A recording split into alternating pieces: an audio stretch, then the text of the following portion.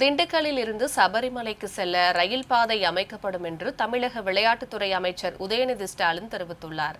தேனி நாடாளுமன்ற தொகுதி திமுக வேட்பாளர் தங்க தமிழ்ச்செல்வனை ஆதரித்து தமிழக விளையாட்டுத்துறை அமைச்சர் உதயநிதி ஸ்டாலின் பிரச்சாரத்தில் ஈடுபட்டார். தேனி மாவட்டம் பங்களாமேடு பகுதியில் தேர்தல் பிரச்சாரத்தில் ஈடுபட்ட அவர் புதிய கல்விக் கொள்கை திட்டத்தால் 5ஆம் வகுப்பு முதல் 8ஆம் வகுப்பு வரை நம் குழந்தைகளுக்கு பொதுத் தேர்வு இருப்பதாகவும் இது நமக்கு தேவையா என்றும் கேள்வி எழுப்பினார்.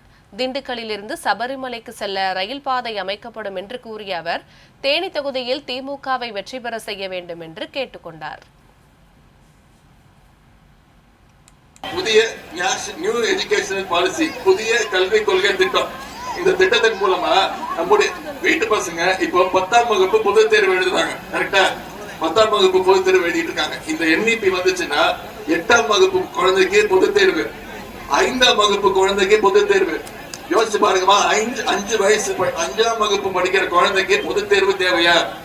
ஏன் கொண்டு வராங்க? நம்ம வீட்டு பசங்க, தமிழ்நாட்டு பசங்க படிக்க கூடாதுங்கிற ஒரே நோக்கத்தோட தான் கொண்டு வராங்க.